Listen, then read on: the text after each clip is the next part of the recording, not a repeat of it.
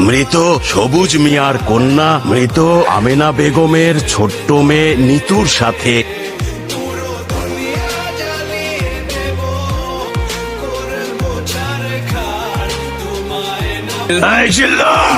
বলতে